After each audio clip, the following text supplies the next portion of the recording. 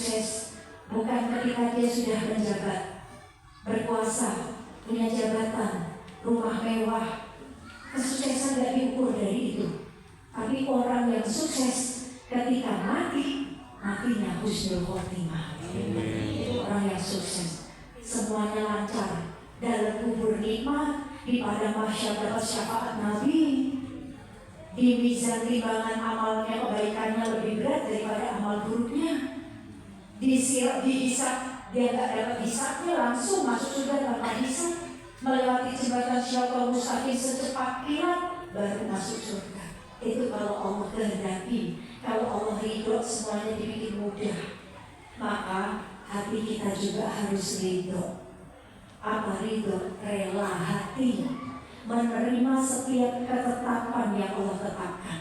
Ibu dikasih, bapak dikasih ujian seperti ini, ujiannya ya harus ridho. Saya dikasih ujian seperti ini, ya harus ridho. Kalau saya ridho, Allah bukain jalannya gampang. Pak, Bu, wallahi, mungkin dulu saya orangnya susah. Ketika kehilangan almarhum, saya marah. Marahnya bukan sama orang, marahnya sama Allah. Saya mengatakan Allah gak adil, anak-anak saya masih kecil-kecil, saya masih muda, saya gak punya pekerjaan, saya harus ngapain? Saya hidupin anak-anak saya dari mana? Saya berontak demo, Allah Bu. Kenapa saya yang harus diuji? Ya Allah, kenapa bukan dia? Kata Allah, lah, kenapa enggak? Ya begini, kita nanya, why me ya Allah? Kayak bahasa Inggris. Allah jawab, why not? Ya begini, why me ya Allah? Kenapa aku ya Allah? Why not? Kata Allah. Allah punya hak, engkau hambaku, aku Tuhanmu. Aku yang maha mengatur. Maka ikuti semua aturan yang diatur oleh Allah. Jangan ikut campur aturan yang sudah diatur oleh Allah. Ketika Allah menetapkan ujian seperti ini, ridho dulu. Ya Allah, hamba ridho. Karena hamba yakin engkau uji. Karena engkau ya hamba yakin hamba mampu. Karena engkau tahu hamba mampu. Dan hamba milikmu, gak mungkin engkau akan meninggalkan hamba. Ini ketika kita sudah mengklaim diri ridho, pertolongan Allah itu turun buat orang-orang yang ridho, buat orang-orang yang sabar. Sabarkan hamba ya Allah ketika hamba sudah ridho. Sabarkan. Diuji ekonomi, utang banyak, bingung, gak usah bingung. Allah maha kaya. Kalau jalur dunianya udah mentok, pakai jalur langit. Terabas sama jalur langitnya, kencengin. Jalur dunia udah mentok, udah bingung nyari duit di mana ya. Kalau bentar lagi udah jatuh tempo, yang Nabi datang udah takut duluan. Jalur langitnya sebelum jatuh tempo, kejar jalur langitnya. Bangun malam, zikir ke Allah, istighfar sebanyak-banyaknya. Istighfar itu membuka rezeki. Sholawat sebanyak-banyaknya. Ya Rabbi sholli ala Muhammad waftah minal khairi kullal mu'la. Baca sebanyak-banyaknya tubuh. Ya Rabbi sholli ala Muhammad. Ya Allah, ya. Sampaikan salam penghormatan untuk baginda Nabi Muhammad. Waftah minal khairi kullal mu'la. Bukakanlah segala yang tertutup ya Allah, biar dibuka jalannya sama Allah.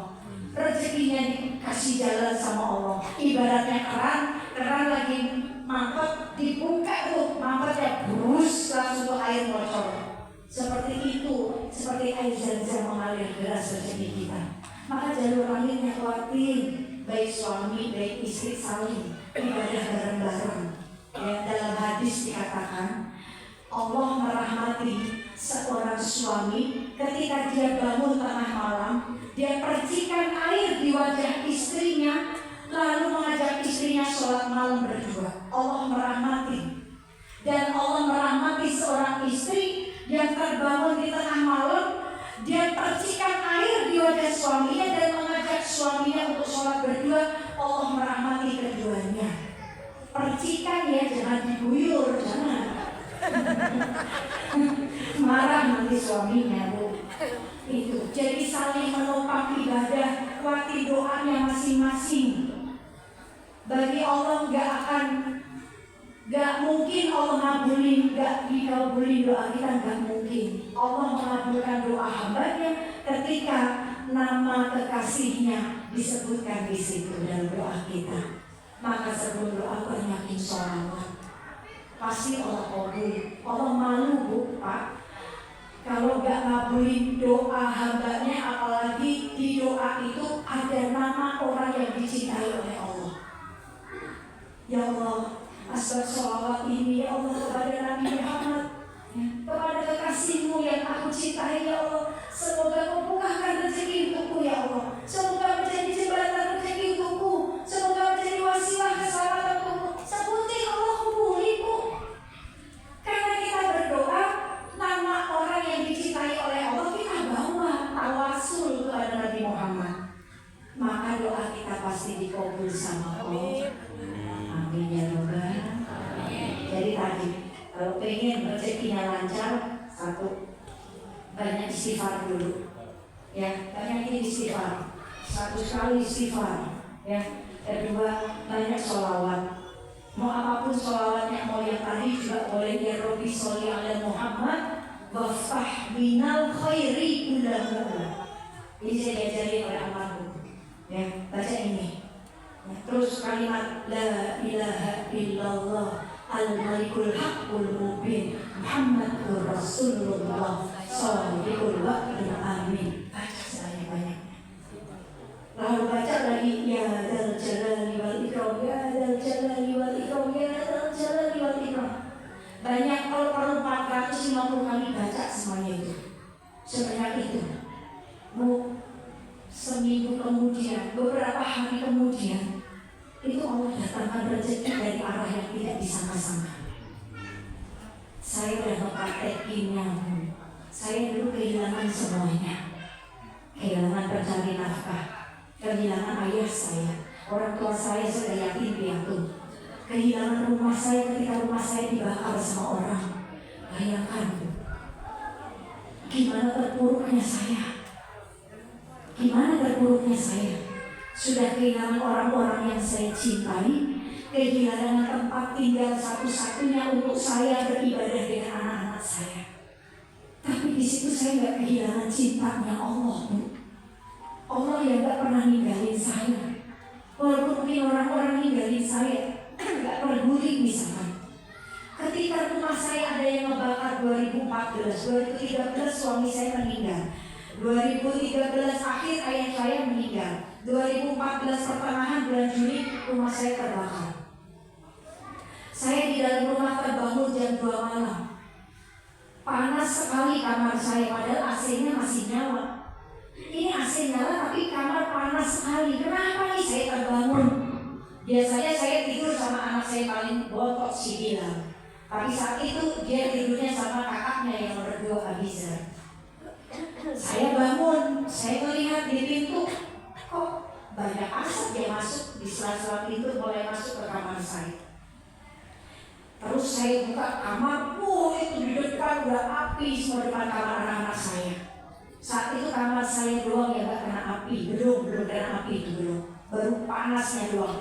Begitu pintu dibuka, asap tebal masuk, mulai api udah mulai perci-percikan ngebakarin kamar saya, temboknya wallpaper semuanya, jadi gampang cepet banget kalau apinya. Saya buka jendela balkon, saya buka pintunya, saya teriak-teriak karena di bawah sudah api semua, ibaratnya saya dipanggang.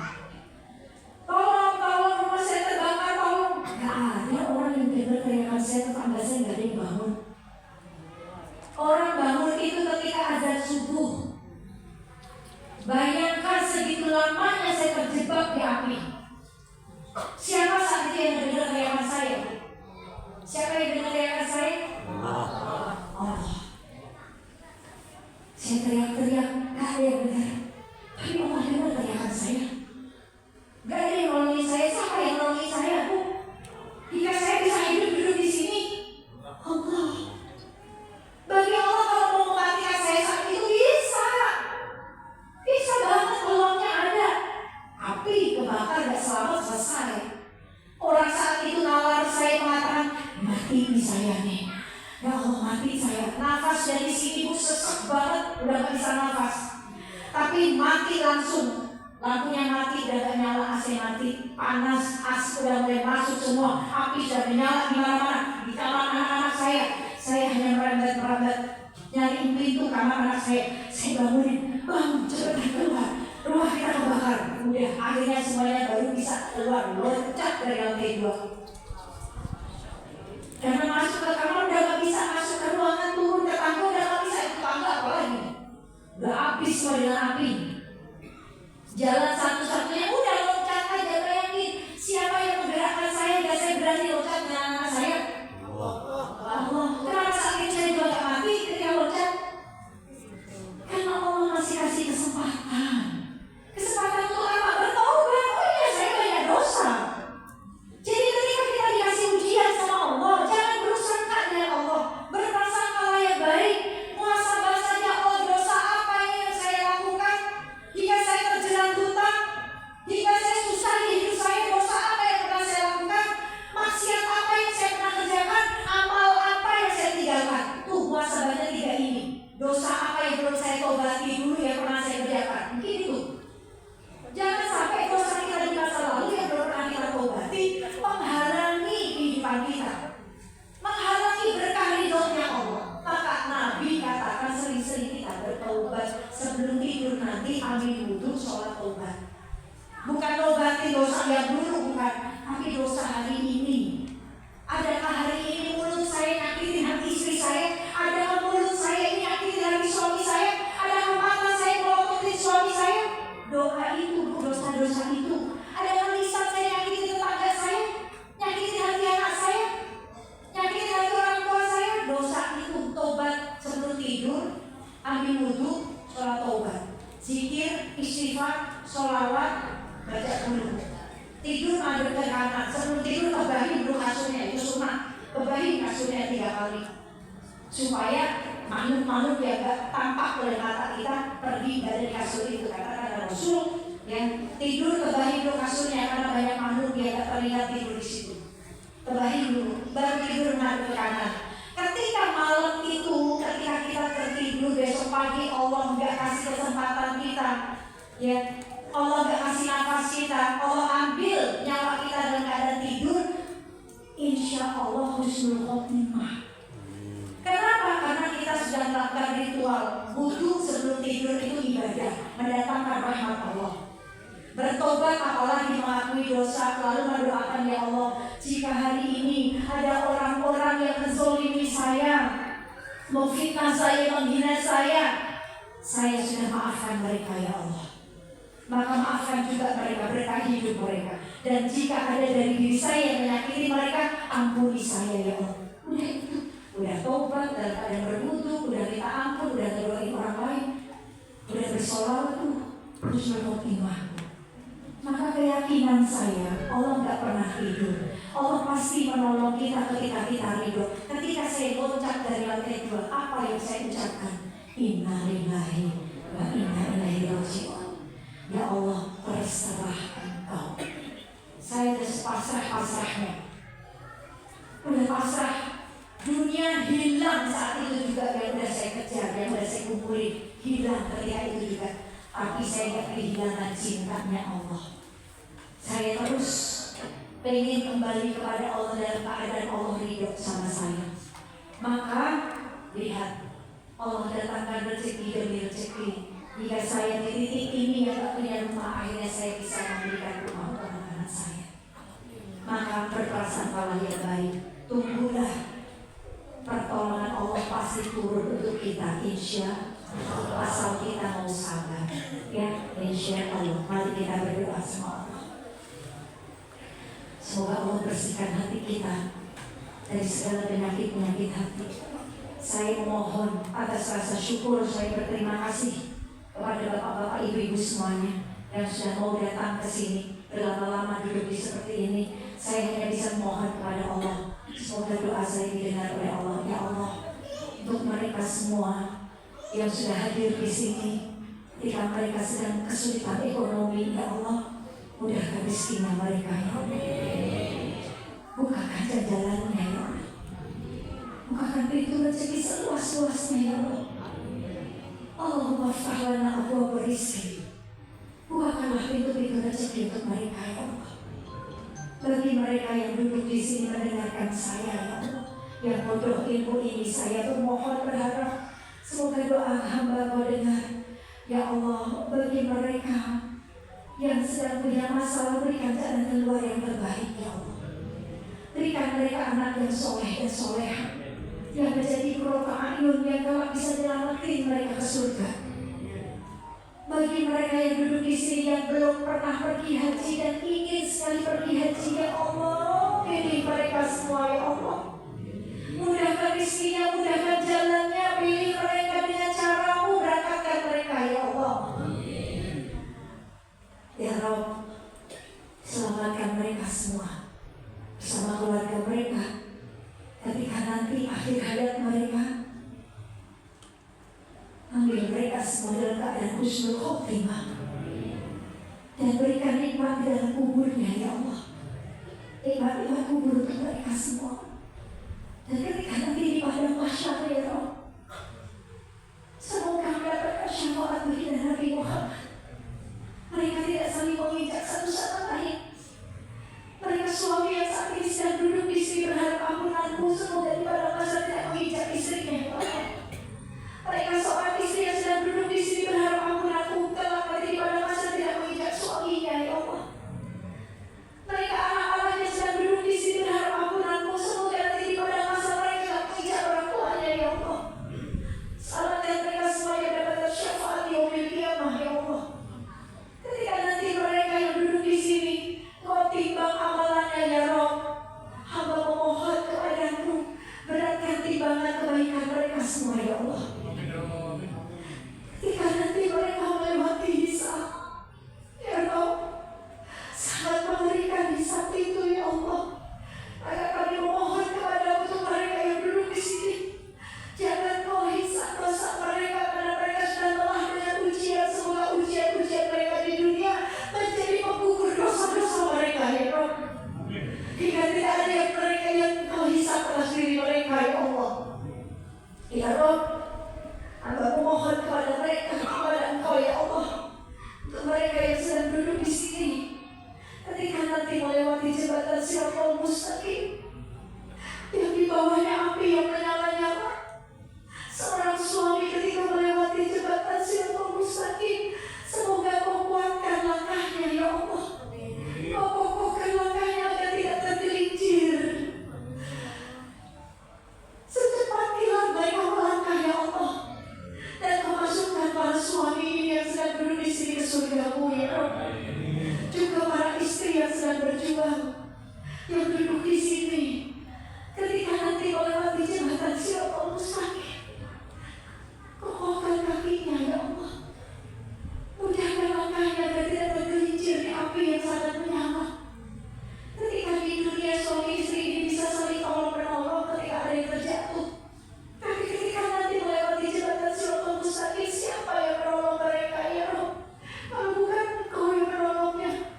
Maka kokohkan langkah kaki mereka, kokohkan langkah kaki anak-anak mereka ya Rabb. Kokohkan langkah kaki orang tua mereka ya Rabb. Orang tua kami ya Rabb.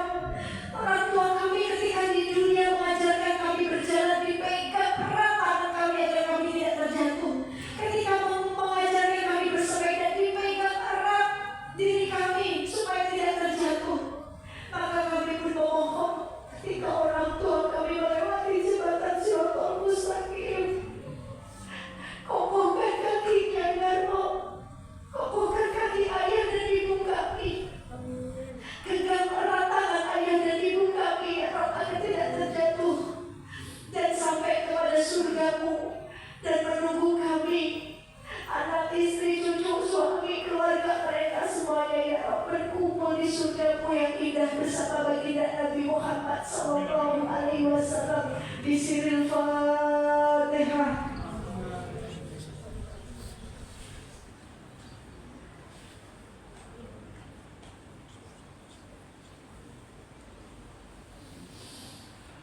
Ibu yang bapak-bapak yang dimuliakan oleh Allah, semoga Allah hidup sama kita semuanya, Allah mudahkan amal solehnya kita.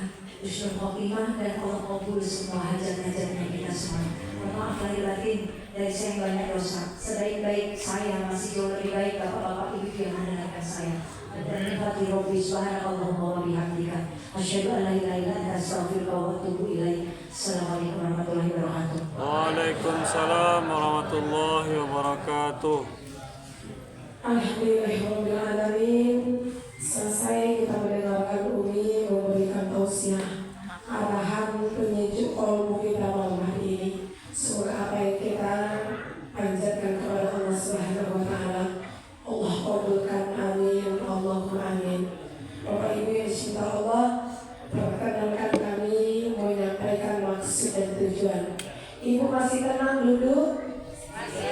Bapak masih tenang duduk, Pak? Simak sebentar saja. Tadi Umi sudah bercerita, almarhum ulama kondang kebanggaan kita bersama menyuruh Umi membuat rumah yatim. Saat ini sudah ada lahan 1000 hektar di samping kediaman Umi, yang insya Allah akan kita bangun rumah yatim yang disuruh oleh almarhum Ustadz Jeffrey Al-Bukhari. Dan saat ini juga anak-anak yatim itu berjumlah 25 orang banyaknya, yang dibiayai hidupnya, yang diberikan pendidikan. Kemudian juga anak-anak ini adalah anak-anak yang akan dididik secara Qur'ani oleh Yayasan Fatimah Az-Zahra, yang foundernya sendiri adalah almarhum Ustadz Jeffrey Al-Bukhari. Kami ingin mengajak ibu semua untuk sama-sama berjuang, untuk menanamkan saham, berinvestasi akhirat, untuk menyelamatkan kita sebagai teman kita nanti, baik di dunia sampai yaumul qiyamah nanti. Amin. Bapak Ibu yang dicinta Allah, insya Allah kita semua, saya, Umi Pipi, dan kita semua, kita siap untuk menjadi orang tua asuh anak yatim yang ada di Indonesia ini. Takbir! Bu, oh Bu, Pak, Pak, Bapak kira-kira malam ini kalau kami edarkan bakul, Bapak mengeluarkan gambar apa? Warna apa?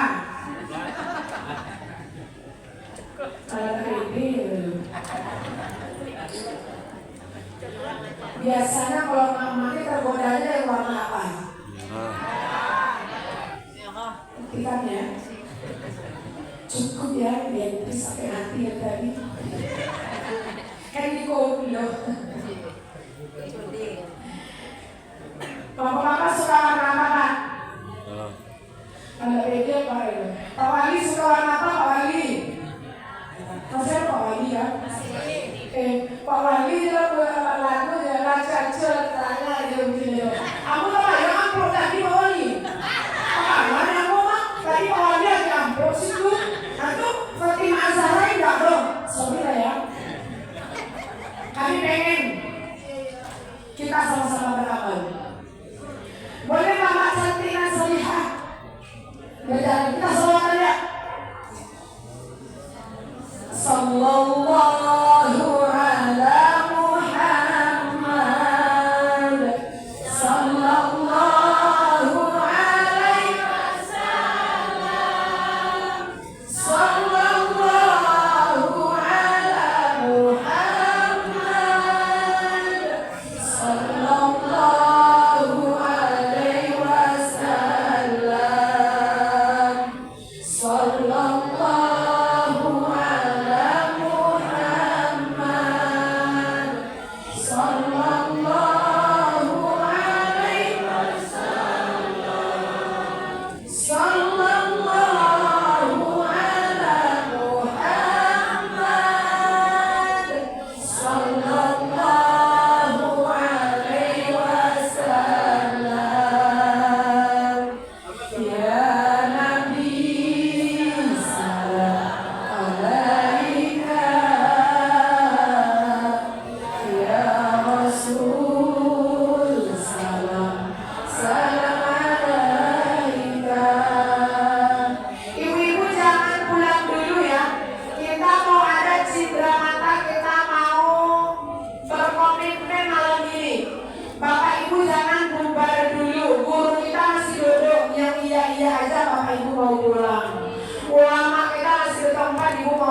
kabur. Enggak akan datang itu. Catat ya, kalau mama itu bilang, ambo tak akan kemari, ayo Pak Wali. Alasan boleh. Kita belum selesai. Kita sholawatan dulu. Selajaran aja dulu kakinya. Acara kita belum selesai. Lanjutkan mbak-mbak dan solihah yang cantik. Kita selanjutnya ada acara dari hati ke hati. Siapakah dia? Sang pendusta agama itu. Ibu tahu nggak? Atau kadang juga mestinya, bulan umroh dia mesti. Lama kali saya tahu mesti umroh mesti. Ibu umroh, haji. Anak yatim diabaikan. Betul enggak? Betul. Mak, ama dia pulang ama kan datang sekali lagi sekolah dia. Ama dia pulang awak psikolog itu bisa masih banyak. Gue ada kan? Kan pulang dulu. Awak cari tahu psikolog dulu. Umi, orangnya gini nih. Kalau Umi pegang mikrofon orangnya duduk. Kalau kira-kira ustazah itu orangnya bubar. Dari tadi loh. Kalau dia dari tadi loh. Jadi gini, kami mau mengajak ibu-ibu untuk menjadi orang tua asuh, bapak-bapak untuk menjadi orang tua asuh anak yatim kita. Kami buka, ayo kita berdoa dulu, berazam kepada Allah Subhanahu Wa Taala, kokohkan niatnya, yakin